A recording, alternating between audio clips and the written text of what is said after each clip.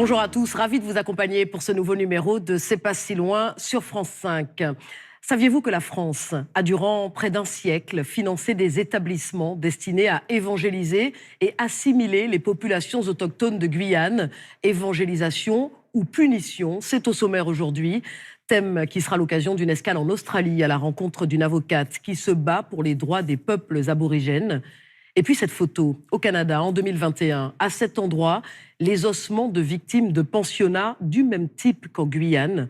Je vous raconte tout dans moins d'une demi-heure.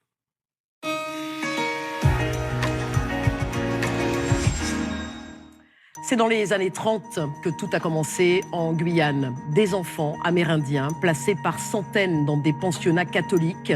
Isolement forcé avec pour unique objectif d'être évangélisés, assimilés, leurs cultures autochtones diabolisées, leur langue maternelle interdite. Les enfants élevés par des missionnaires dans ces établissements appelés homes n'avaient plus le moindre contact avec leur famille. Forcés à prier, à assister aux messes, à apprendre le catéchisme et parler français sous peine de punition. Et derrière ce terme punition, parfois des horreurs, beaucoup de silence. En 2022, le pape François demandait pardon aux peuples autochtones du Canada au nom de l'Église catholique, car le Canada aussi a abrité des homes. Pardon pour ce qu'il qualifiait alors de génocide. Nous avons retrouvé d'anciens pensionnaires des homes guyanais. Avant d'échanger avec la journaliste Hélène Ferrarini ainsi qu'Alexandre Sommer-Chastelet, secrétaire général de l'Organisation des Nations autochtones de Guyane. Voyez ce reportage proposé par Zaya Yaliwa et Maxime Lequeux.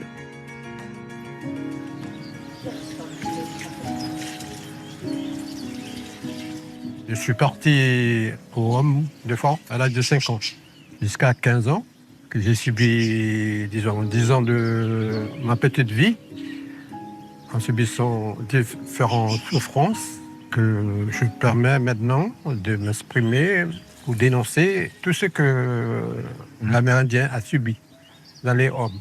Pour moi, c'est une déportation, un crime contre l'humanité. André a 71 ans. D'origine Kalinia, un peuple amérindien de l'ouest guyanais, il a été séparé de sa famille très jeune pour être placé dans un pensionnat catholique à Mana.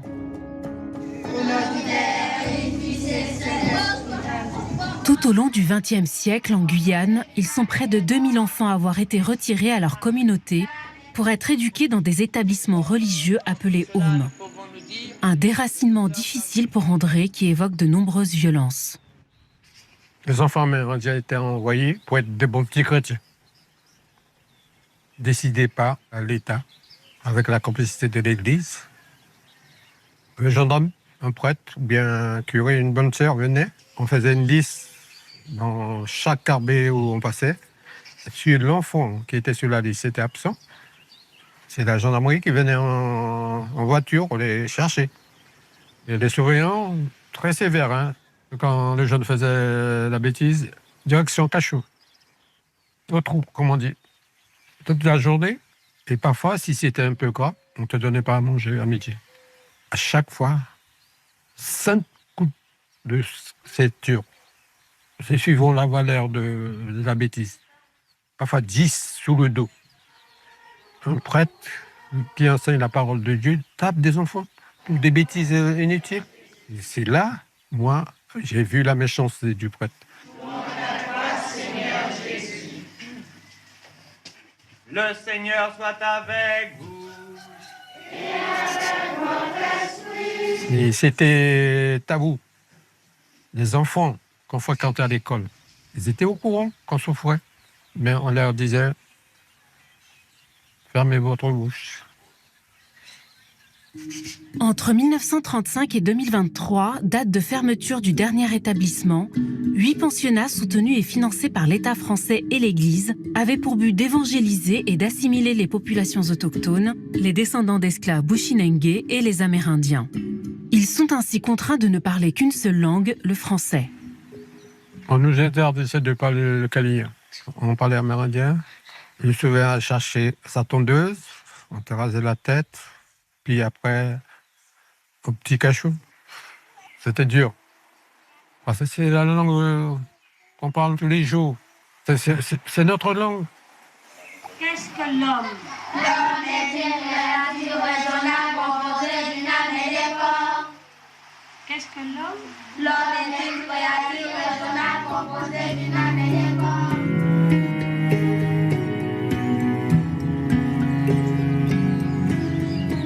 Franck Apollinaire est aussi un ancien pensionnaire. Il a passé 2 ans dans le home de Mana dans les années 80. Là, nous sommes en plein cœur de la ville de Mana et derrière moi, vous avez un bâtiment qui faisait partie de l'ensemble du home indien, exactement en bordure du fleuve de la Mana. On a l'église, en prolongement de l'église, on a le presbytère et ça, par exemple, ce bâtiment-là était exactement le dortoir à l'époque du home indien. Appartenant à une autre génération que celle d'André, il dit ne pas avoir souffert de violences physiques. Mais il est conscient du processus d'acculturation mis en œuvre. L'objectif étant vraiment très clair, c'est le principe d'assimilation. C'est le principe d'effacer le maximum de clés qui constituent donc votre identité, en l'occurrence l'identité du peuple kalinien, et ça passe par la langue, ça passe par les processus de transmission, ça passe par bien d'autres choses encore. Et effectivement, c'est de vous déconnecter, de votre monde tout simplement. Donc le monde kalinien en instaurant autre chose. L'institution a été mise en place en négation de votre identité, en disant vos systèmes de croyances par le monde chamanique des personnes ayant une certaine faculté, une certaine capacité de communiquer avec le monde invisible, etc., eh bien ça, ce n'est pas bien, mais c'est ça qu'il faut prendre. D'aller à la messe donc le dimanche, être enfant de cœur, faire sa première communion, faire sa confirmation, la notion de baptême, ces notions-là. Ce système des pensionnats a aussi brisé les liens de la transmission entre les générations. Pour Éric Louis, chef Yopoto de la tribu de Kwano, ce système a laissé des traces. Ses parents sont tous les deux passés par les homes. Les parents qui ont été dans les homes, on s'aperçoit également que les enfants ont été atteints. Il y a une certaine transmission de ce traumatisme qui est réel. Hein. Il ne peut pas y avoir de guérison. C'est tout un programme qu'il faut mettre en fait en place pour le bien-être de ces populations qui ont été affectées par ce traumatisme. Désormais, Éric Louis, comme d'anciens pensionnaires de ces homes, réclame une commission d'enquête Vérité et Réconciliation. Une pétition a même été lancée pour l'occasion. Cette commission réconciliation pour nous est tout d'abord dans un premier lieu de rétablir la vérité.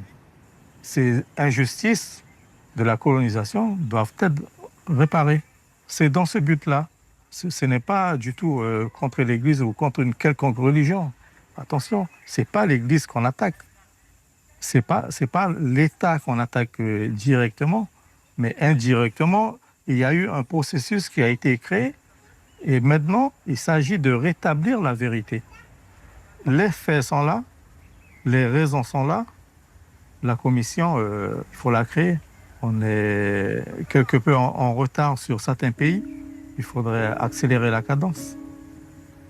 Ah, mais ça va se faire. Moi, je suis confiant que la commission va se créer et que, oui, on aura nos moments de vérité.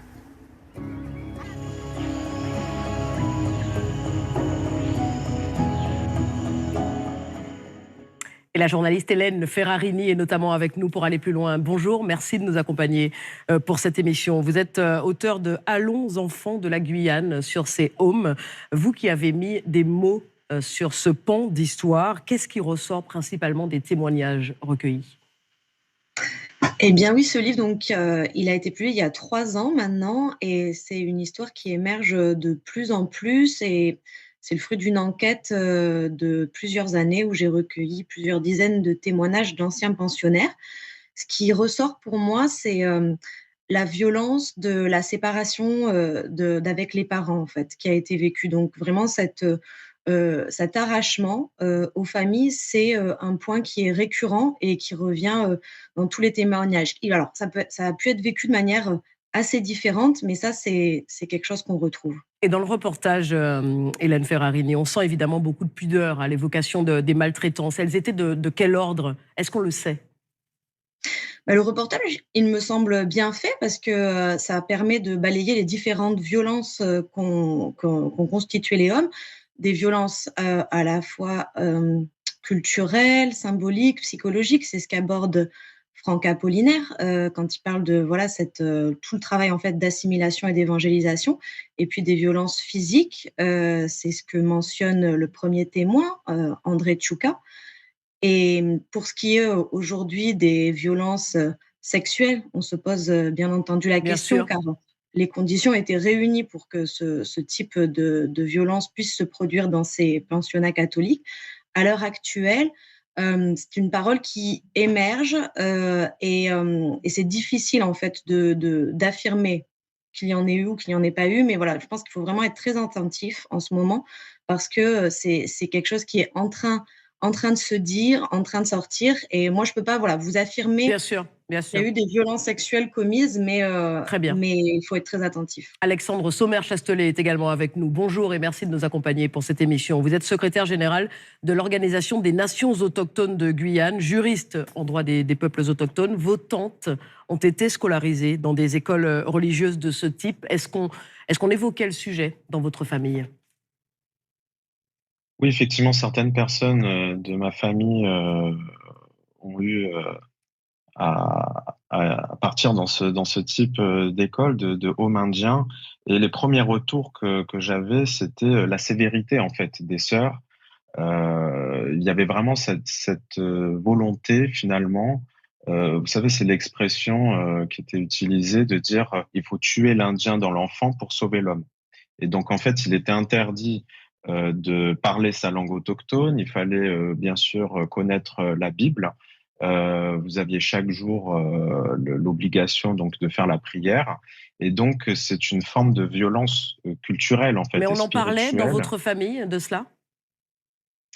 C'est un sujet qui est quand même assez tabou de manière générale. Dans ma famille, ce n'est pas un sujet qui est spécialement évoqué, puisque même pour globalement pour beaucoup d'autochtones, en fait, tous n'ont pas forcément subi de violences psychologiques ou en tout cas n'en ont pas conscience. Et donc il y a une forme peut-être de déni, une forme de tabou que moi je peux constater en tant que juriste autochtone. Je travaille depuis plusieurs années sur ces questions-là de défense des droits et je constate sur ce sujet spécifique effectivement qu'il y a un tabou au sein Est-ce des peuples est-ce autochtones. que vous diriez, Alexandre Sommer-Chastelet, qu'à leurs yeux, aux yeux de ces peuples autochtones, ce qu'il s'est passé était normal? Est-ce que ce serait peut-être la traduction d'une assimilation, mais qui a atteint son objectif? Alors bien sûr, ce n'est pas vécu comme quelque chose de normal. Je pense que beaucoup de ces pensionnaires ont conscience que ils sont passés par un mode de scolarité qui n'est pas normal, qui n'est pas celui de la scolarité habituelle que pouvaient avoir d'autres Guyanais, même à l'époque. Mais ce qu'on pourrait constater du fait que certaines personnes se soient enfermées finalement dans ce tabou, c'est qu'on pourrait dire quelque part que cette assimilation, eh ben, elle a abouti, comme vous le dites, c'est-à-dire que certains n'ont pas conscience d'avoir subi cette assimilation culturelle et donc sont finalement dans une forme de déni. Oui. Hélène Ferrarini, est-ce qu'il y avait un véritable ciblage ethnique? Parce qu'on sait que certaines communautés guyanaises, pourtant éloignées de l'école, étaient épargnées. Oui, je pense on peut voir les choses comme ça parce que, les populations qui sont visées par la politique des hommes, ce sont, des populations bien identifiées qui sont les autochtones, donc les descendants des premiers habitants d'avant la colonisation de la Guyane et également des noirs marrons qu'on appelle Bushinangé, en Guyane, qui sont les descendants d'anciens esclaves, rebelles qui, avaient trouvé refuge en forêt et ces populations-là ont été longtemps qualifiées par l'administration comme étant des populations primitives et les hommes s'adressent spécifiquement à eux.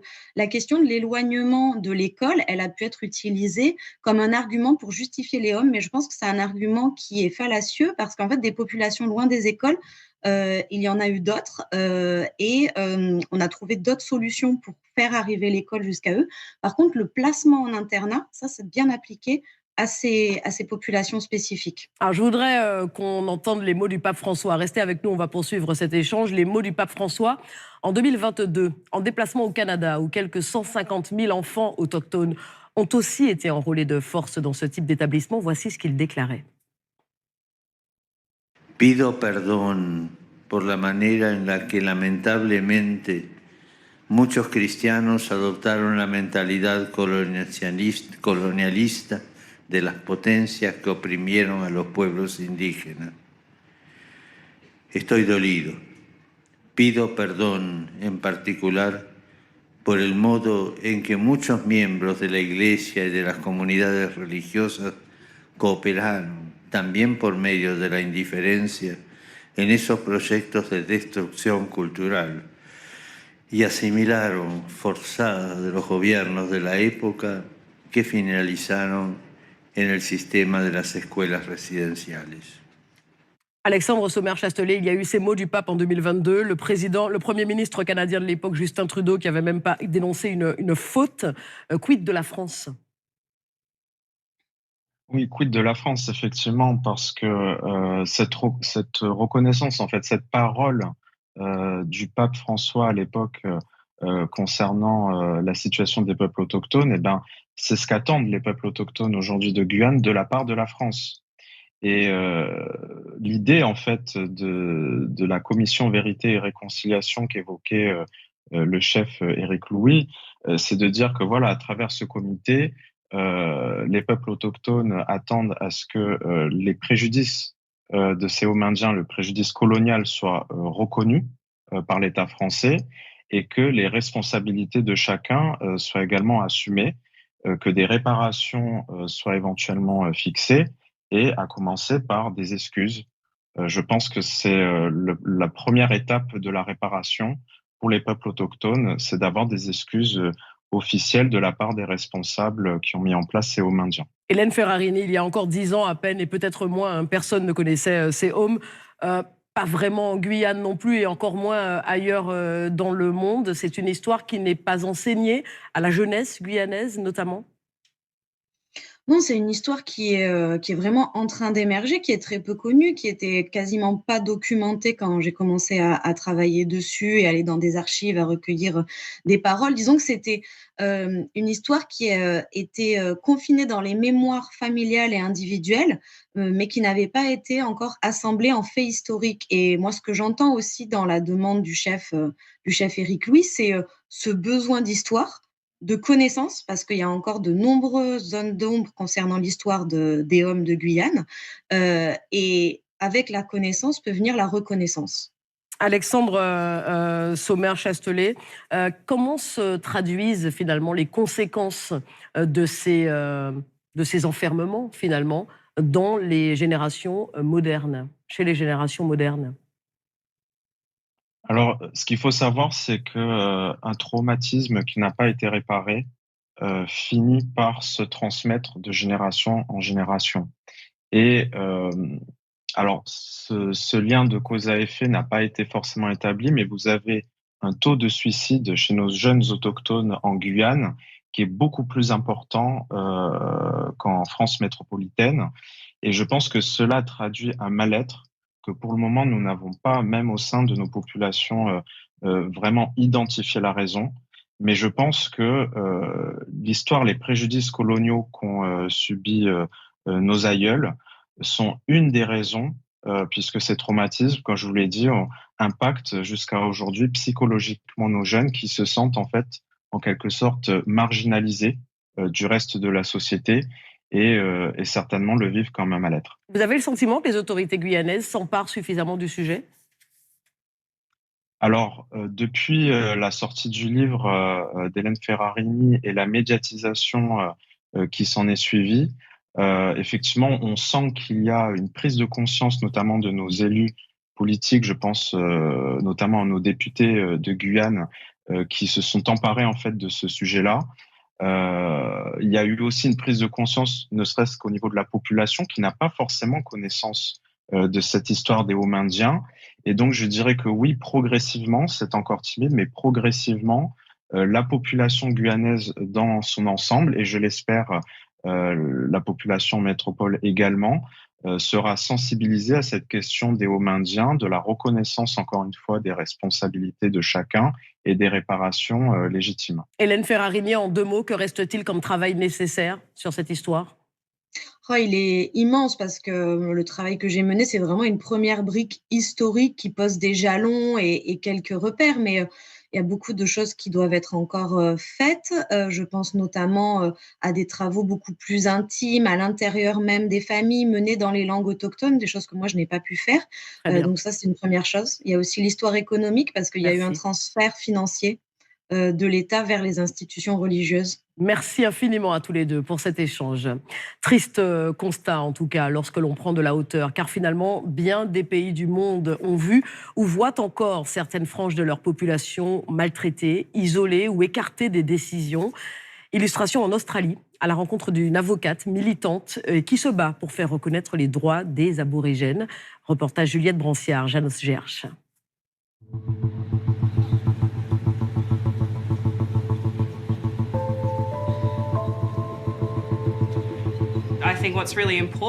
Ce qu'il est important de comprendre, c'est que ce n'est pas une question qui concerne uniquement la communauté aborigène, c'est un problème australien. Et donc, nous devons tous travailler ensemble afin de traiter cette affaire inachevée de notre pays. Je m'appelle Bridget Kamar, je suis australienne, fière de mes origines aborigènes, et je suis actuellement avocate à l'Université de Nouvelle-Galles du Sud. Ce serait bien de nous concentrer uniquement sur les interactions avec le public, comme le question-réponse et tout ça. Ma mission est de contribuer au changement systémique en Australie pour que la communauté aborigène soit reconnue constitutionnellement et que nous ayons notre mot à dire sur les questions qui nous affectent. L'exclusion du peuple aborigène dans la constitution australienne a eu des impacts vraiment dévastateurs pour nous dans ce pays. À cause de cela, nous sommes confrontés à des problèmes de surincarcération, en particulier de nos jeunes. Nos enfants ne sont pas éduqués au même niveau que le reste de la population. Nous n'avons pas accès aux mêmes services de santé que le reste de la population. Et cela crée un énorme fossé entre les populations autochtones et non autochtones en Australie. C'est pourquoi je me suis lancée dans le droit pour m'en servir comme un outil au service de ma communauté. J'ai ainsi eu la chance de contribuer aux travaux autour du référendum de 2023 pour la reconnaissance constitutionnelle du peuple aborigène.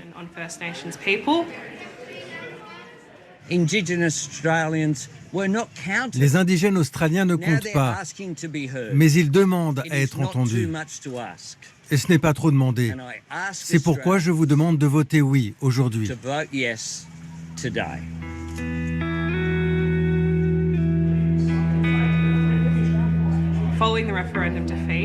Après la défaite du référendum, on a eu l'impression qu'il fallait faire le deuil de tout ça.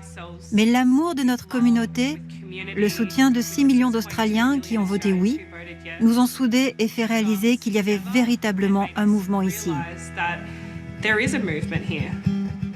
Nous allons donc continuer à travailler avec des Australiens de tous les horizons, lors d'événements comme ce soir au Festival de la diversité, pour vraiment partager ce message.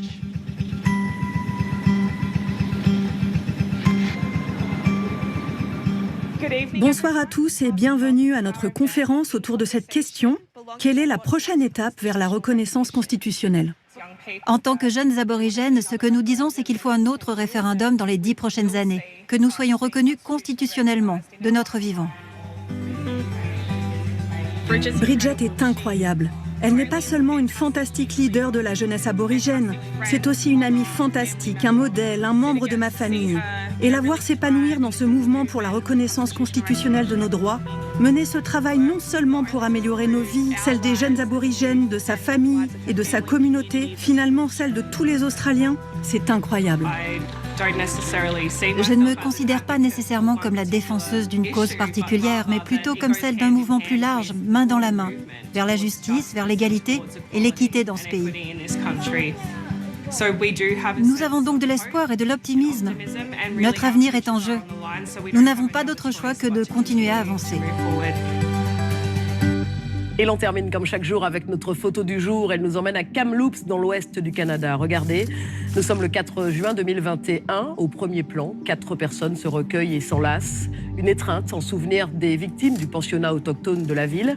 Les ossements de 215 enfants ont été retrouvés quelques semaines plus tôt. Dans les mains de ces personnes qui se recueillent, des tambours utilisés lors des cérémonies traditionnelles. Certaines portent des vêtements orange. Au Canada, le chandail orange est devenu symbole de la dépossession culturelle et de la perte de liberté vécue par les Amérindiens scolarisés dans ces pensionnats autochtones. Au second plan, un amoncellement de fleurs, de pancartes et de peluches en hommage à ces enfants dont la cause du décès demeure inconnue. Entre le 19e siècle et le début des années 90, plus de 4000 enfants amérindiens ont trouvé la mort suite à de mauvais traitements. Merci d'être fidèle à votre émission. C'est pas si loin. Émission que vous pouvez évidemment revoir sur la plateforme France.tv. Quant à moi, j'aurai l'immense plaisir de vous retrouver demain, même lieu, même heure. Excellente fin de journée sur France Télé. À demain.